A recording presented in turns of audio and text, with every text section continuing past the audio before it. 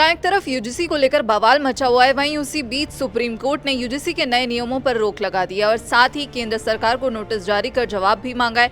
लेकिन इसी बीच आखिर जो सवाल उठ रहे हैं यूजीसी के नए नियमों को लेकर, अब ये सवाल है कि यूजीसी को कौन पावर देता है और इसके नियम कौन बनाता है। पूरा मामला हमने समझाने के लिए हमारे साथ जुड़ी हैं अंजलि, उनसे जानेंगे। अंजलि, जहाँ एक तरफ यूजीसी को लेकर सुप्रीम कोर्ट ने यहाँ पर अब रोक लगाई है जो उसके नए नियम है, लेकिन इसी बीच सवाल कि आखिर जो यूजीसी है उसके जो रूल्स हैं वो कौन बनाता है। बिल्कुल, देखिए कौन बनाता है इसकी बात करेंगे। दरअसल यूजीसी जो है हमारे भारतीय शिक्षा प्रणाली का एक प्रमुख निकाय माना जाता है कि जो नियामक निकाय है इसी को कहा जाता है। और यूजीसी के नियम जो है वो देश के तमाम विश्वविद्यालय जो होते हैं और कॉलेजेस जितने भी होते हैं उसमें मानक, गुणवत्ता और संचालन को नियंत्रित करती है।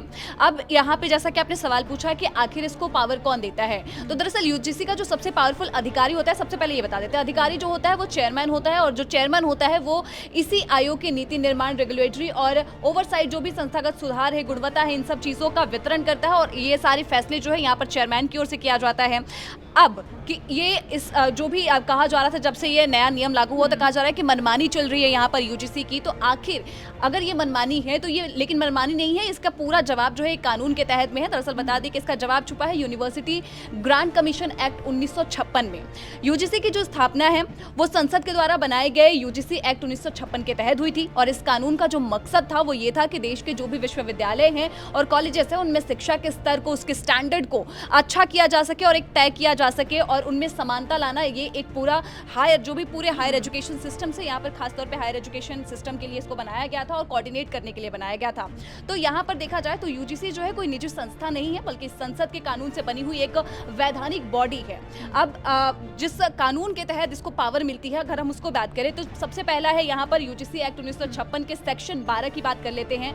ये जो सेक्शन है जो यूजीसी के पावर और फंक्शन को पूरी तरीके से तय करता है और इसी के तहत यूजीसी को ये अधिकार होता है कि विश्वविद्यालयों में शिक्षा की गुणवत्ता, समानता और मानकों पर ये पूरी तरीके से निगरानी रखे, नजर रखे। दूसरे सेक्शन की बात करते हैं 1956 के एक्ट, जो यूजीसी एक्ट 1956 है उसका जो दूसरा सेक्शन है वो है सेक्शन 25। और इसके जरिए जो है केंद्र सरकार यूजीसी से जुड़े नियम बनाती है, जैसे कि चेयरमैन कौन होगा और सदस्यों की नियुक्ति, सेवा शर्तें और रिटायरमेंट के तमाम नियमें जो हैं वो इस सेक्शन के जरिए यहाँ पर तय की जाती हैं। और तीसरा जो है वो सबसे अहम है, यह है सेक्शन 26, जो कि यूजीसी को सीधे तौर पे रेगुलेशन बनाने की यहाँ पे शक्ति दे देती है। इसी सेक्शन के तहत ही जो यूजीसी है ऐसे नियम बनाता है जो विश्वविद्यालय और कॉलेजों पर लागू होते हैं। तो इसी जो आज एक इस नए इक्विटी पर जो बवाल मचा हुआ है सोनम, ये इसी नियम के तहत ही ये शक्तियां जो है यहाँ पर यूजीसी को मिलती है, जिसके तहत वो नए नियम बना सकता है और वो कॉलेजेस की तमाम चीज़ों पर निगरानी रखता है। बिल्कुल, और यहाँ पर अब इसे सुप्रीम कोर्ट में दरअसल याचिकाकर्ताओं के द्वारा इसे चुनौती दी गई, जिसके बाद सुप्रीम कोर्ट ने इस पर रोक लगा दी है जो यूजीसी के नए नियम है और सरकार से यहाँ पर जवाब मांगा है, क्योंकि सुप्रीम कोर्ट की तरफ से सीधे तौर पर ये कहा गया है कि जो भाषा है जो नए नियम में वो अस्पष्ट है। तो यहाँ पर इसे क्लियर करना होगा और तब तक इस पर रोक लगी रहेगी। अब ये देखना होगा कि अगली सुनवाई में आखिर क्या होता है सुप्रीम कोर्ट में बाकी इस पूरे मामले पर, और जो आपने समझा कि आखिर यूजीसी कैसे काम करता है और कौन कौन सी जो उसको पावर्स हैं वो मिली हुई हैं और यूजीसी के पीछे कौन कौन रहता है। तो इस पूरे मामले पर आप क्या कुछ सोचते हैं हमें कमेंट बॉक्स में जरूर बताइएगा। बाकी देश और विदेश की खबरों के लिए आप जुड़े रहिए दैनिक जागरण के साथ। नमस्कार।